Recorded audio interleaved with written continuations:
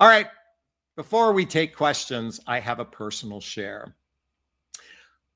This personal share is about changing your perspective on life and love, changing your perspective on life and love. So I have a little story to tell you. This is going to take me a few minutes, so bear with me.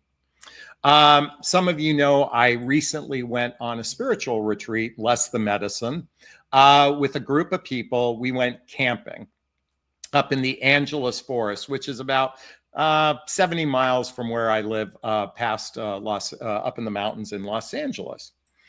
And I want to be candid with you. I really don't like camping. I really don't like it. I mean, I get nervous just being in that environment, being around snakes, that sort of thing, worried about bears, all that kind of stuff. But you know what? I'm going to push past my comfort zone and go. And I packed up, it was a 4-day event, 3 nights, 4 days. And I packed up and I got in the car, put my GPS in. And for some reason, my Bluetooth on my phone wasn't connecting to my car. My Bluetooth wasn't connecting to my car. And I'm like turning it on, turning it off, turning it on, turning it off. I'm like, why isn't this working? I spent about 10 minutes, dicking around with this. I was a little bit frustrated. And what's interesting is I said, okay, screw, and I didn't get to listen to my music in the car and the navigation. I don't have one of those things you could magnetize, put up for your phone. So I put it in the cup holder. And I'm like, oh, and I left about 10 minutes later than I wanted to leave. I'm like, no big deal, but I'm kind of aggravated. So I'm driving to the freeway and I pull off the side of the road again. And I try again. Turn it on, turn it off, do this or that, because I wanted it connected. And now I'm about 20 minutes later than I originally wanted to leave the house. And as I got back in the car to get on the freeway, I go, God, is this delay going to either cause me an accident? Am I going to be involved in an accident? Or am I avoiding an accident? I kind of think about that way. Like, like if you miss a plane, was that the plane that was going to crash, or that plane, like if you got off of a plane for some reason, was that the one that's going to crash? I have that kind of, warped mind in that way. So as I'm driving up the mountain, all of a sudden internet service goes out and there's no cell service. So I'm like, I have no way of contacting the group, but for some reason, my Google Maps was working. It was still driving me along, and I had written notes on where to turn. And you go up this 1-lane highway, and then I turn left, and then now I'm on a dirt road. And there's no signs to where I'm going. There's no signs. And I'm like, God, that's kind of weird. And I'm going up and down this dirt road and there's nobody, absolutely no cars, no nothing, no people. I'm in the mountains. It's kind of like, and fortunately it was like 2 PM. So it wasn't evening. And now I've driven for like 5 or 6 miles on this dirt road. And I'm like, I think I'm in the wrong place, even though the GPS has me going this way. I'm like, there's no way this is where I'm supposed to be. And I literally was thinking to myself, shit, if I'm lost, I can't call anyone. I don't know what to do.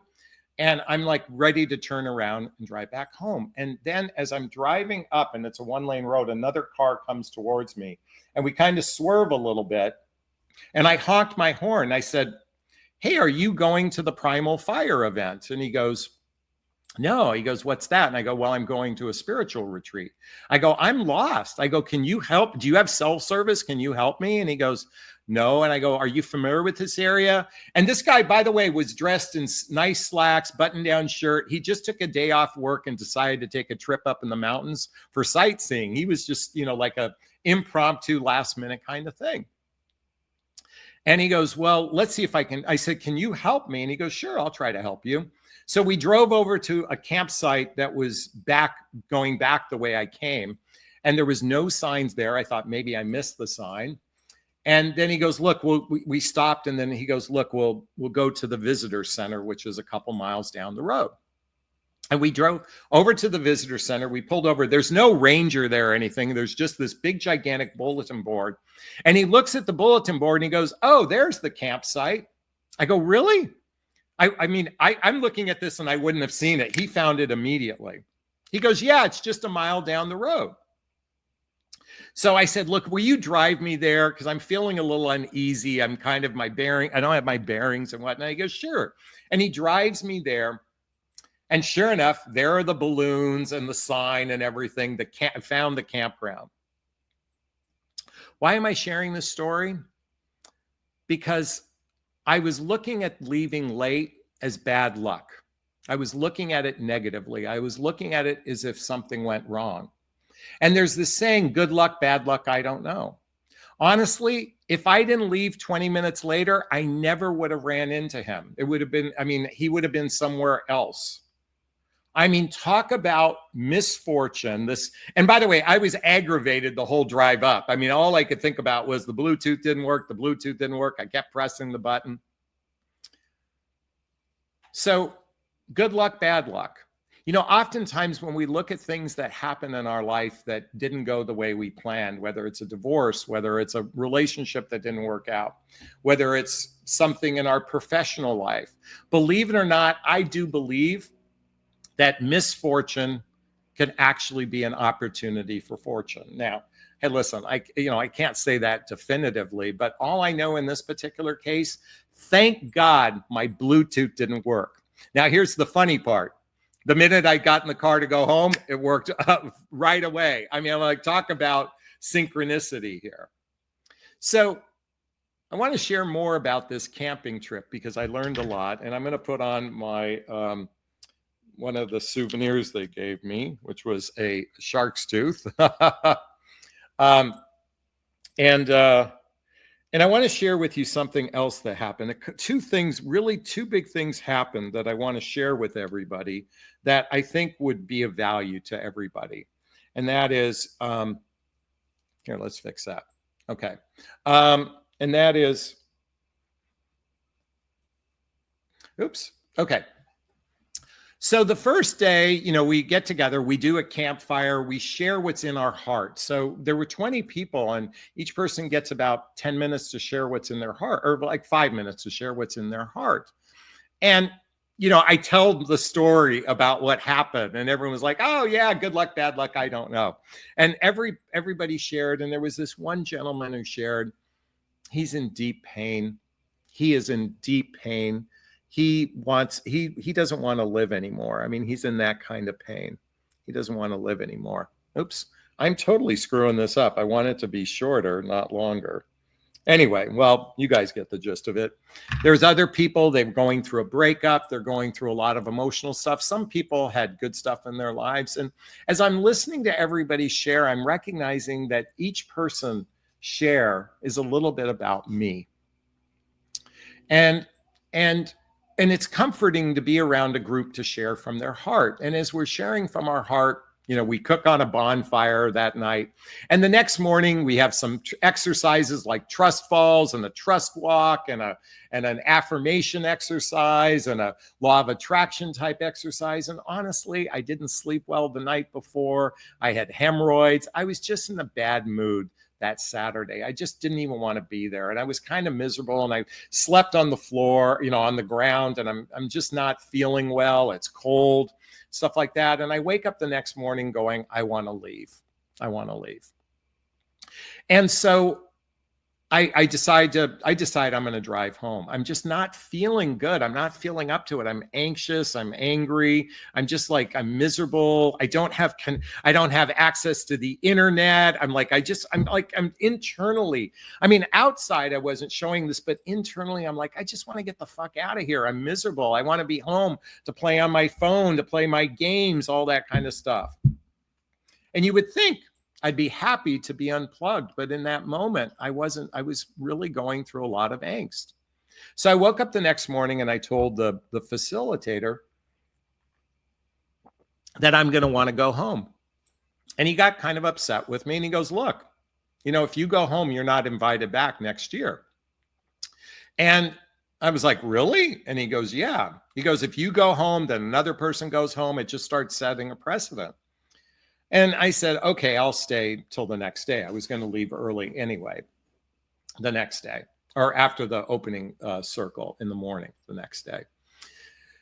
And so now it's afternoon. Inside, I'm still kind of miserable. I'm now miserable that, I'm having to, like I not that he guilted me to stay, but I felt guilty to leave. And I recognize I made a commitment. I paid for this, but I wasn't having a good time because I was going through a lot of emotional stuff.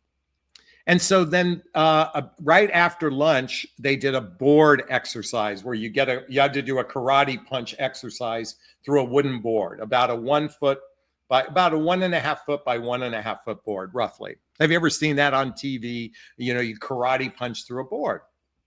And he spends about 15, 20 minutes explaining how to do it. We all practiced in the air. And I thought, okay, I can do this, And I was like, okay, I can do this. Not that I was excited about doing it, but I knew I could do it. And there, by the way, in the group, there were a lot. There was 15, 16 of us that did it. Like it was mostly women. There was some women in their 80s and 70s and little tiny women and big. There was this one big guy, and the big guy goes first.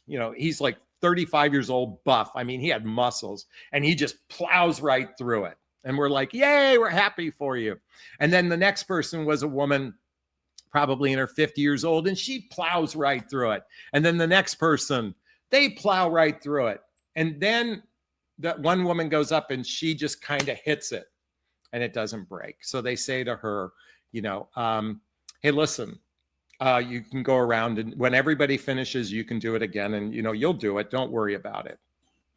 So now I go next and I'm like, I've got this. And so when you're setting up, I realized, so when I went to go set up, I wasn't focused. And when I went to go punch, I hit it with my fingers and it was like I slapped it and it fucking hurt.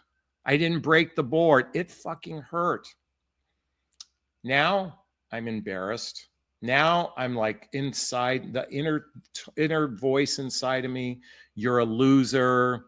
You can't do anything. And then I was radically embarrassed because I'm 6'2". I'm 210 pounds. I'm I could be a football player kind of guy. And then the next woman that went up was an 80-year-old woman, couldn't have been more than 100 pounds dripping wet. And she plows right through it. And now the inner voice was just going berserk.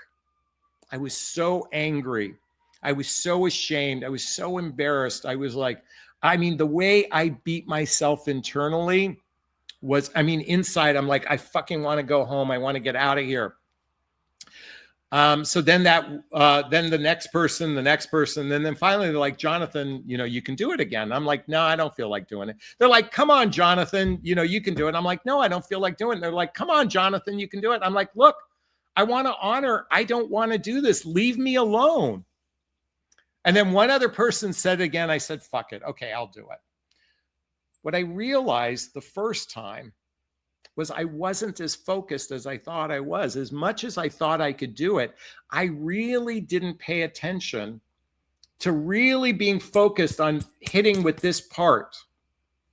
And so I set up and I practiced and I practiced and I practiced. And finally, I'm like, okay, just let it loose, whatever is going to happen. And guess what? Dun, dun, dun. I broke the piece of wood. By the way, look how thick that is. Look how thick that is, okay? By the way, can you read what it says there? Can you read what it says? When you want to give up, do it again. When you want to give up, do it again. What I realized, and by the way, what was interesting afterwards, all of a sudden I'm actually in a good mood. I realized that life is really a series of challenges. Life is a series of overcoming our fears, our insecurities, our negative patterns, our limiting beliefs. We have this fantasy that life is the pursuit of happiness, that life should always be happy. This is a fantasy. It's not about the pursuit of happiness. It's about the pursuit of inner peace. Did you hear me talking about the turmoil that was going on inside me, the way I was beating myself up? Did you hear me talking about that? It's not about the pursuit of happiness. It's about the pursuit of inner peace. And we do more to crucify ourselves, emotionally speaking, than any other person does. We beat ourselves, we flog ourselves, we crucify ourselves. And yet we have a choice. We can face those challenges. We can face it with fear and insecurity, like I was doing, or we can just step up. And if it doesn't work out, if you want to give up, I'm just going to say, try again. And this includes our love lives. I know many of you feel like you've given up on your love life. You feel like, I'm done. I don't want to do this anymore. I get it. I've been there. I get it. But I want you to know, love is a risk, but it's still the best game in town. I sincerely believe that. And it's not about finding a mate to be happy.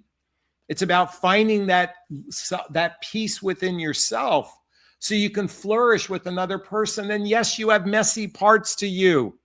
And it's okay. We should stop being afraid of showing the messy parts of us. Here, I've been public with you all, showing the messy parts of who I am. Because guess what? Real love is appreciating it all, not just the ambassador of our best selves. So I want to share with you a final story. When I left this trip, I mean, the next morning I shared this, what I just shared with everybody, I shared in the next morning. And I want you to know something. Again, when you get the benefit of doing a group type of therapy and you get to hear everyone's shares, you're going to realize that's me, that's me, that's me, that's me. Everybody, we are all internally pretty close to one another. It's just a different story, but all emotionally, we all have fears, insecurities. That's why we all have messy parts. And it's those scripts that men and women have that fail us in relationship. But I learned another lesson on this trip. And and I'll be candid with you, I felt very bored. I felt very, like unhappy throughout the trip, but something that I didn't pay attention to happened on this trip. And as I drove down the mountain and I finally, about 45 minutes, it took me about 45 minutes to get down the mountain, roughly 35, 40 minutes. And then all of a sudden I got cell service. And then all of a sudden the noise of my life came back. What's my next YouTube video? How's my YouTube doing? Do I have any leads for coaching? What's going on with my son? Is he okay? Is my sister okay? All the noise of life just flooded back to me. In fact, I wrote a blog about it, which I'll share with you right now. I said, this past weekend, I did something wildly out of character. I went camping. Yes, me, dirt, bugs, and no espresso machine in sight. I hate camping, but I went anyway with my spiritual tribe, Sans the Medicine. And shockingly, I'm grateful I did. For 3 rare days, peaceful days, the emotional static in my brain actually quieted down. My monkey mind, usually doing cartwheels over regrets, future plan, imagery, arguments, just chilled. I was present, calm, no fixing, no forcing, just being. And then I came home, boom, noise back on like someone had hit play on the Chaos soundtrack. That part sucked. But here's what struck me. Around the campfire, 19 people shared what was in their hearts: pain, fear, joy, self-doubt, even victim-y moments. And every single share, a reflection of something I felt too. I wasn't just witnessing them, I was seeing myself through them. And somehow that made everything feel a little less lonely. Here's the part that cracked my heart open. If I can hold compassion for them in their vulnerability, why not offer that same love to myself? If I can see beauty in their broken pieces, maybe mine aren't so bad. Maybe I'm not so unlovable. So no, I still hate camping, but connection, presence, and a reminder to love myself through the noise, totally worth the bug bites. Next time, let's do glamping. And so I share this with you all, is I want to have a different conversation with you all going forward.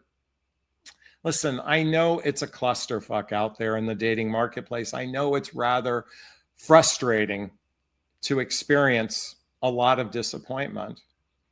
Just like the board breaking. Oh my God, the internal noise was beating me up. But you know what? And this is my invitation for all of you. Love, as I said earlier, is a risk, but it's still the best game in town. And I still hold hope for myself, and I hold hope for all of you.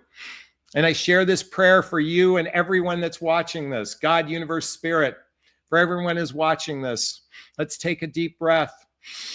God, universe, spirit, I invite in joy, love, peace, happiness, and overcoming our struggles through a romantic relationship.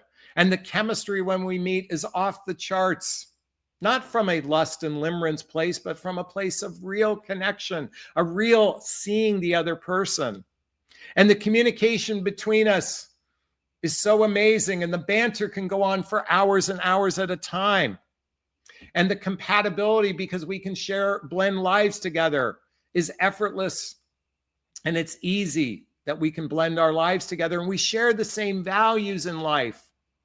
And we can build the deep roots of trust that can carry us through those difficult moments, because we are committed to commitment. We are committed to this journey. We want to be a witness to each other's lives. God, universe, spirit, I invite this in for myself and everyone watching. Can I get an amen? Did you find value in what I just shared? If you did, I'd like to hear your thoughts. Post a comment below. I do my best to read them all in the first 24 hours. As always, if you find value in my videos, please hit that like button. Please share this video. Please subscribe to my channel and hit that notification bell so you can be notified of new videos. And if you want to connect with me directly, there's links below. Schedule a discovery call, join my group, follow me on Instagram, all that good stuff. Wynette says, thank you for the sharing the story. You're very welcome. Roller Girl says yes to glamping. I'm in agreement. Patricia says, amen. Roller Girl says, amen. Debbie says, amen. All right, I think this will be a great place to wrap up today. I'm going to end this video as I always do. First off, give myself a big, gigantic Jonathan Bear hug of self-love. I'm going to reach into the camera and give you a hug of love, if that's okay. I'm going to ask you to turn to someone, a pet, a teddy bear, a pillow, and give it or them a hug of love, because hugs are a great source of love. And let's face it, we could all use more love in our lives. I want to thank Debbie for the generous donation. I want to thank Roller Girl, Patricia, V.I. Simmons, everyone who commented. Thanks for the love. Wishing you all a super duper wonderful night. Be well. Thanks. Bye-bye now. Bye-bye. Bye-bye.